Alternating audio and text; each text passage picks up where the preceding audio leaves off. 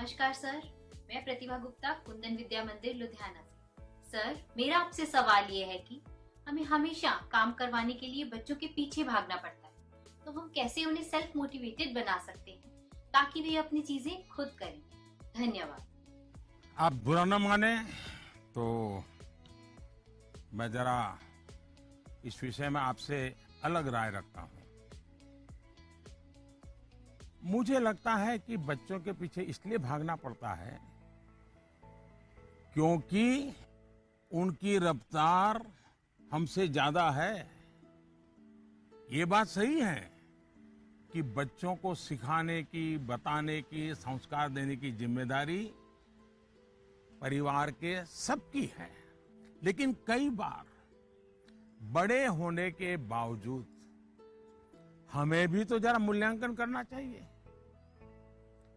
हम एक सांचा तैयार कर देते हैं और बच्चे को उसमें ढालने की कोशिश करते रहते हैं और समस्या यहीं से शुरू होती है। हम इसे सोशल स्टेटस का सिंबल बना देते हैं। अक्सर माता पिता अपने मन में कुछ लक्ष्य तैयार कर लेते हैं, कुछ पैरामीटर बना लेते हैं और कुछ सपने भी पाल लेते हैं। फिर अपने उन सपनों और लक्ष्यों को पूरा करने का बोझ बच्चों पर डाल देते हैं।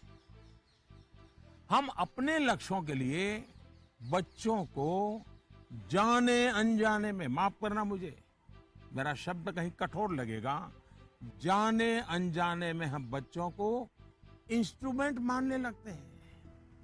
और जब बच्चों को उस दिशा में खींचने में विफल हो जाते हैं तो ये कहने लगते हैं कि बच्चों में मोटिवेशन और इंस्पिरेशन की कमी है।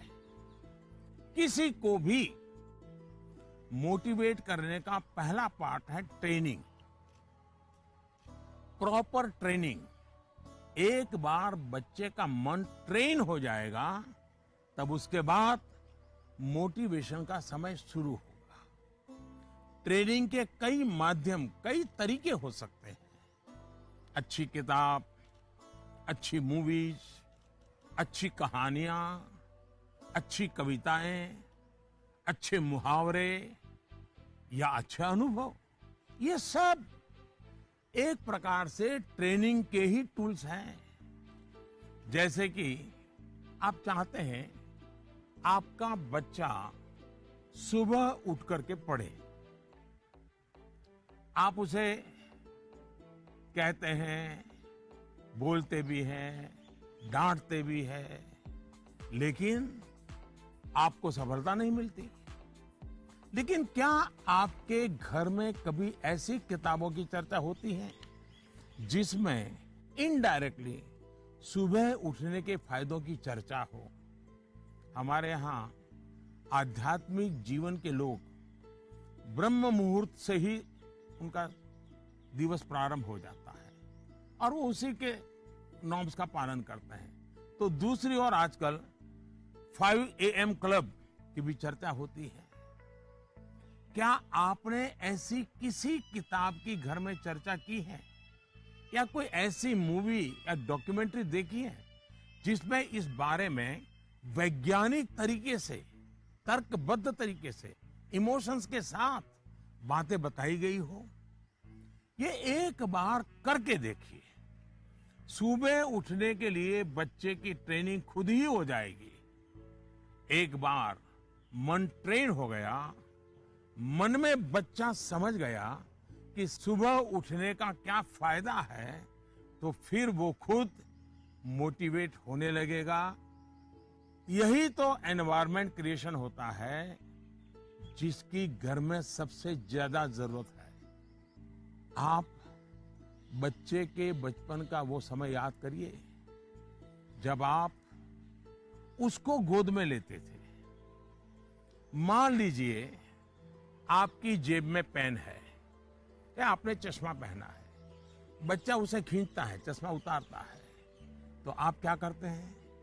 आप बच्चे को अगर चश्मा वापस लेने की कोशिश करते हैं तो वो रोता है, पेन वापस लेने की कोशिश करते हैं, रोता है, तो समझदार माँ बाप क्या करते हैं, उसको एक बड़ा बॉल उसके सामने खड़ा कर देते हैं, लेकर के खड़े हो जाते हैं। बच्चा क्या करता है, चश्मे छोड़ देता है, पेन छोड़ता है, बड़ा बॉल खेलने के लिए ले लेता है, न रोता है, आसानी से आप सॉल्यूशन निकाल देते हैं। आप उसका माइंड डाइवर्ट करके उसे ज्यादा पसंद की दूसरी पॉजिटिविटी देकर उसे मोटिवेट करते थे। ये जो काम आपने पहले किया है, जब बच्चा बिल्कुल छोटा था, वही काम आप अब भी कर सकते हैं। आपने सुना होगा, एक दीप से जले दूसरा। आपका बच्चा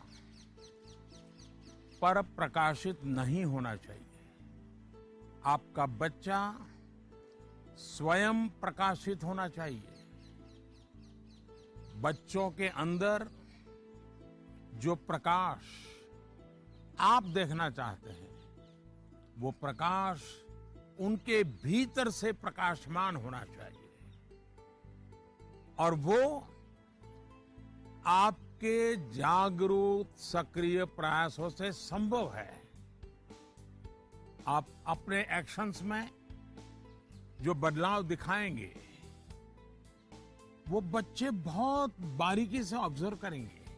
यहां एक और बात की ओर मैं आपका ध्यान दिलाऊंगा। बच्चों को कभी भी भय पैदा करके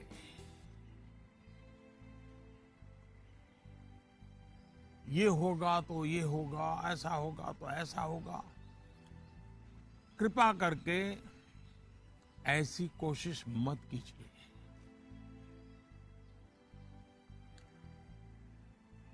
एक प्रकार से वो तरीका लगता तो बहुत आसान है, लेकिन